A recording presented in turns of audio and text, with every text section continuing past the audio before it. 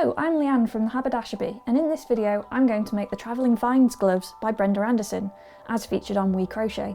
I've added a link to the pattern in the description if you need it. This pattern is written in American terminology, but I'll be using British terminology in this video. You'll need approximately 100 grams of fingering weight yarn, and you'll want a yarn which has around about 422 metres per 100 grams. I've chosen Malabrigo Sock in the colour Solis. This is 100% merino wool, and hopefully this will keep my hands nice and toasty once the gloves are finished.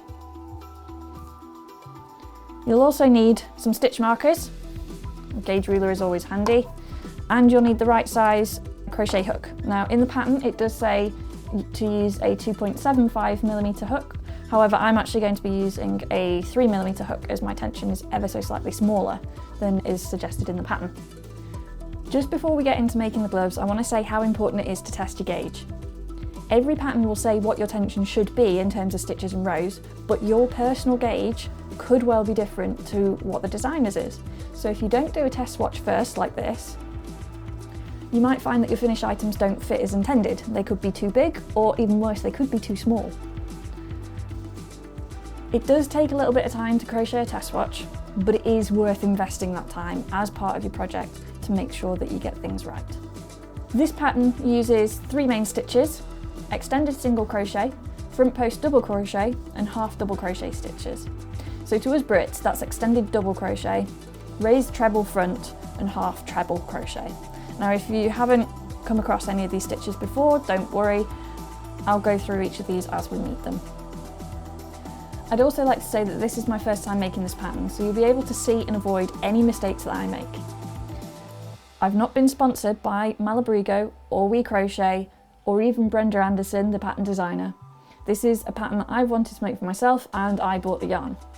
If you do want to help support me though, you can buy products by the Haberdashery, including the stitch markers and this gauge ruler, by using the links in the description.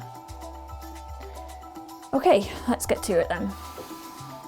To begin making your gloves, you need to go actually to page 4 of the pattern from We Crochet. For some reason it goes through the charts before it actually goes through how you actually make the gloves. So on page 4 you're looking for directions, ribbed cuff both mitts, and underneath there that's where you actually have your pattern directions. So first of all we need to chain 9. So we're going to do a half treble crochet in the back loops, so that's the ones pointing away nearest the actual hook end. And if you aren't sure how to do a half treble, so yarn over, you're going to go in the second chain from hook, yarn over again, pull it through, yarn over once more and pull through all of them.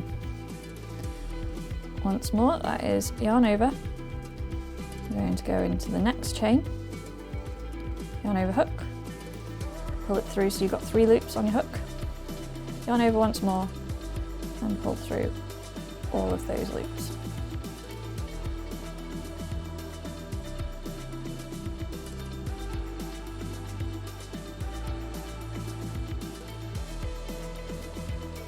Okay, so that's the first part here.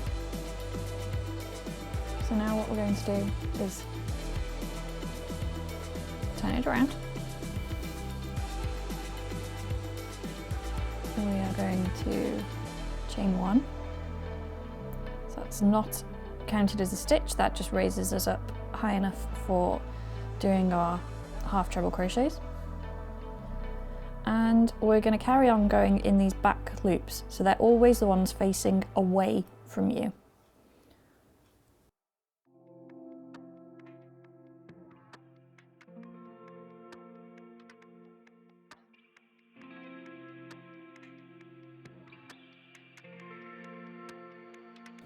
So you should start to feel a slight ridge. Fine. Change the focusing again. So, right in the middle of these 2 rows now, there is a ridge. And this is what forms part of our ribbing. It gives us our stretch around our cuff.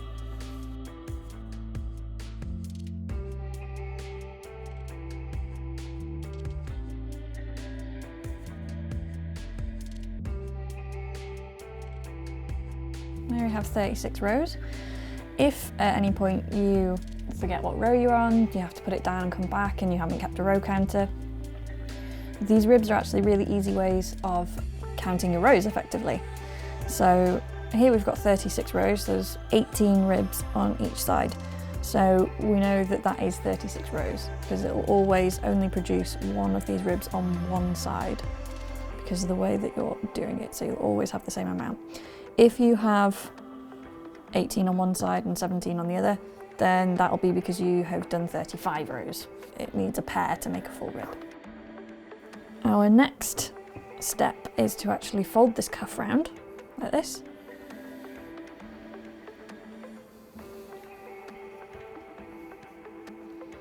And we're going to slip stitch this row to this row.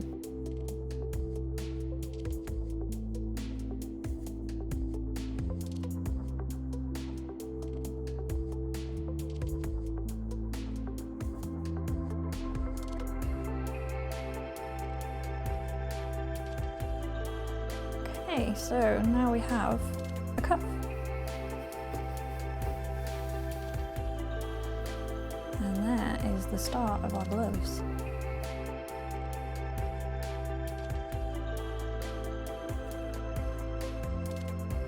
First instruction is rotate to work 90 degrees, so you want it facing directly away from you now, like this. And now we're going to use our stitch markers.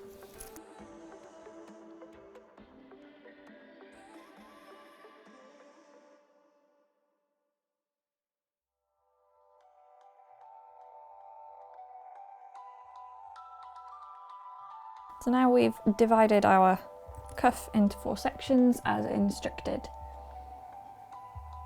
And now we are ready to work on the actual body of the mitt.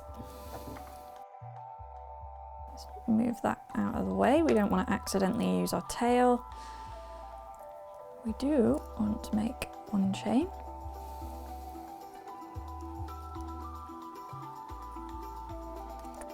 Okay. And now we're going to start using our extended double crochet. So I'm just going to pause here for a second. You're about to watch me crochet into the back of the cuff, when what you should be doing is crocheting into the front of the cuff. By crocheting into the back, I'm actually mirroring my glove and making it a left-hand glove rather than a right-hand one. I didn't actually realise this though until I started crocheting the thumb gusset. We're going to do 10 into this first section up to this stitch marker here.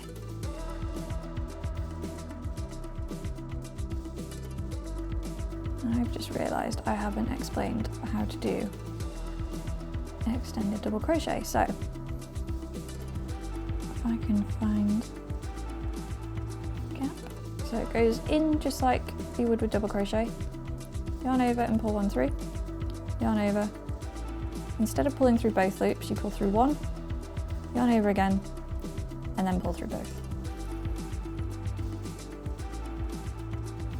So once more, that's hook through, yarn over and pull through, yarn over, pull through the first loop, yarn over, pull through both loops.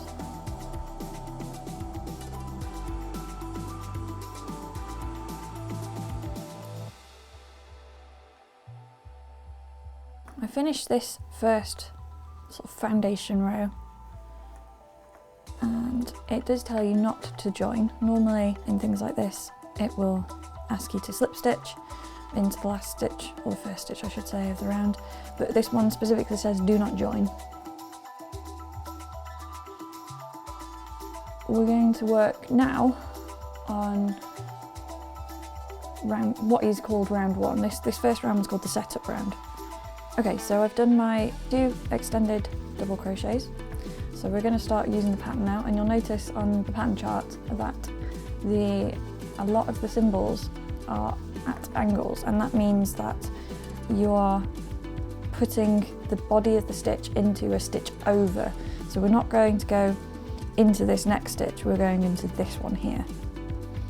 So if you've not done raised treble crochet before, you want yarn over, and we're going into this one. So it's from the front through to the back, around the back of the post, which is why the Americans call it front post or back post. Yarn over and through, yarn over, you're going to draw through 2 loops, yarn over once more, and draw through the remaining 2 loops. And you won't be able to see it just yet on camera, but you'll be able to feel it. It makes like a little raised area, and this is what's going to form your pattern. So we've got another one here, so yarn over, in and out, pull through, yarn over, through 2 loops, yarn over, through the remaining 2 loops. So you should start to feel that with both of those now, that they are a bit more raised. Just like you've got with the ribs, you've got a little raised feature here, and that'll become more obvious as we get through the rounds.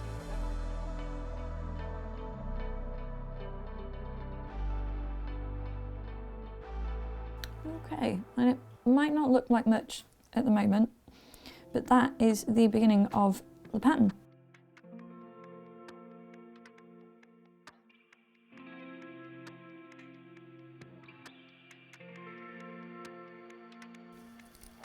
So you can see even how with just 4 rows, the pattern is starting to very clearly emerge. That's the really nice thing about raised treble, is it doesn't take long for patterns to appear in it. It's a very useful way of creating cables, different designs,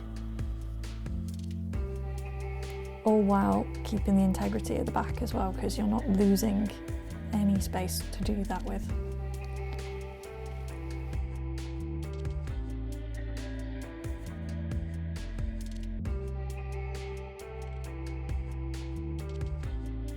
Here I've come to the first raised treble decrease, and it isn't as complicated as it sounds. Work your raised treble as normal, but after drawing the yarn around the post of the stitch, go straight into the next one.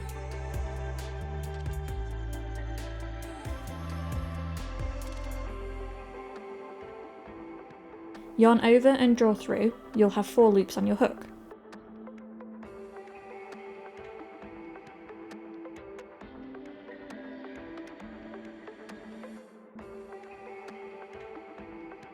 Yarn over and then pull through the first 3 loops, and then yarn over once again and pull through the remaining 2 loops.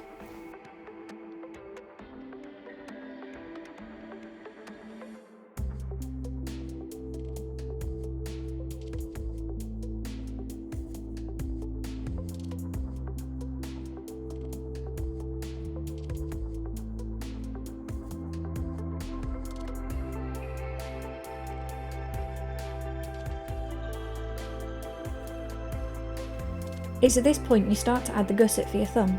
This should be a right hand glove, however, as I've explained before, I've accidentally mirrored the glove, so it's actually a left hand one. The design would be on the wrong side if I tried to wear this as a right hand glove.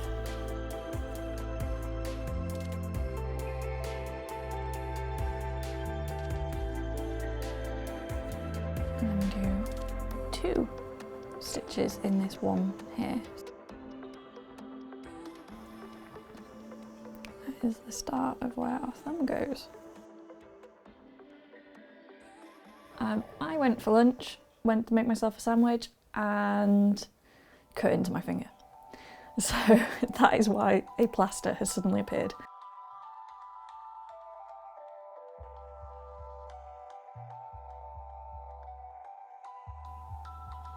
I love how this is actually working. It's a really nice way of creating this pattern.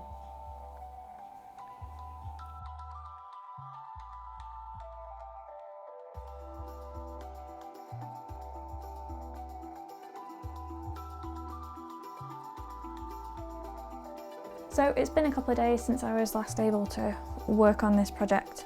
In the meantime, my finger is healed.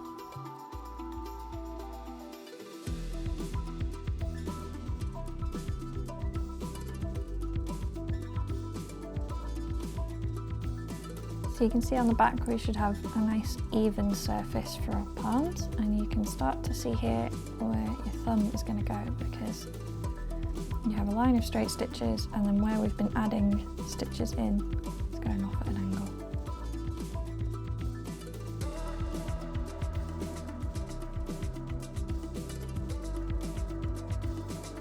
So now we're on row 34. This is where we're going to separate here,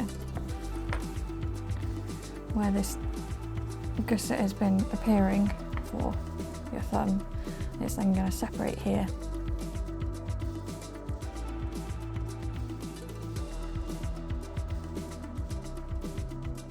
We're doing the thumb hole, so we've got to do an extended double crochet in the first 4 stitches. And now we are missing the next 18 stitches.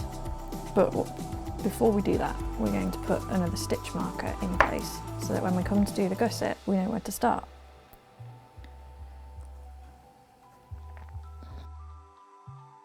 Now we've got a separation for our thumb.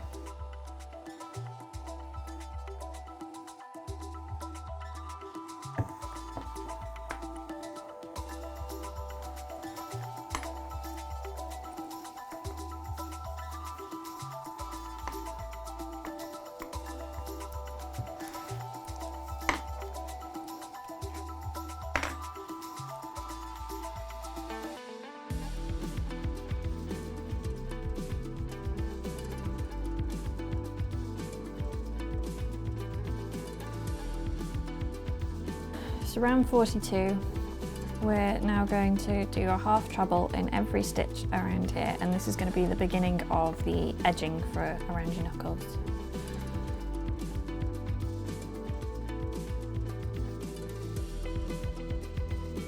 Round 43.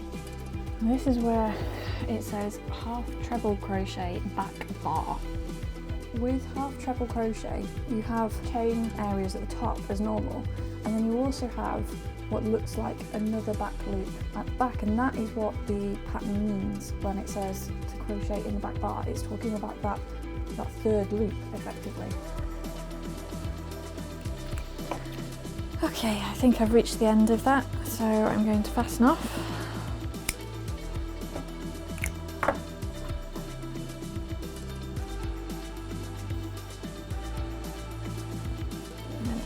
Weave those ends in later on. Now we're going to do the thumb, so we'll need to join where the stitch marker is. There you need to put 2 extended double crochets at that point. Everything else has 1.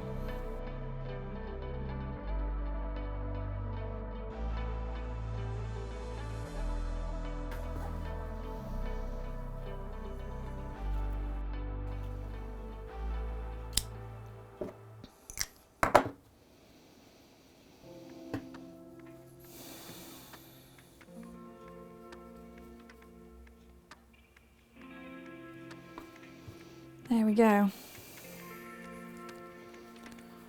Obviously I need to weave in the ends yet.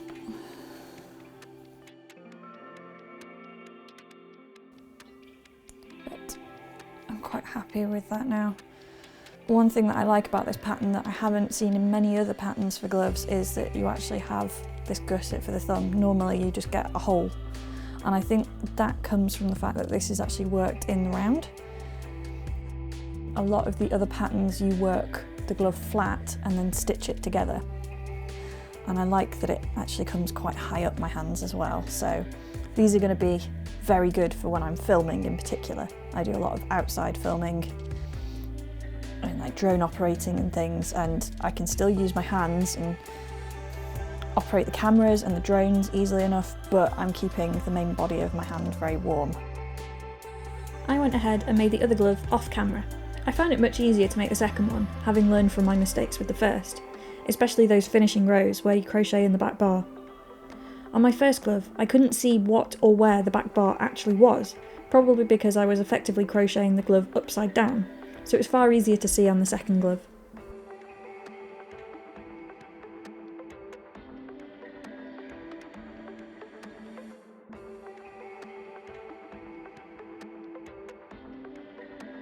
As you've seen in the footage, I was crocheting it that way.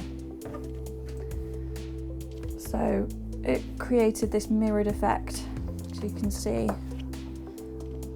the leaves are on opposite sides, which is what I wanted. I did want a mirrored effect. that's the Travelling Vines gloves. I hope you have enjoyed making them along with me. I hope you don't make the mistakes that I made, but at least you have the ability to see the mistakes that I made and avoid them. Please like this video if you liked it. Subscribe if you want to see more videos like this. Let me know in the comments what worked, what didn't work. This is my first make along video, so I will take any comments on board as to how to improve it. So thank you for watching. Go have fun making your own gloves. They're really toasty.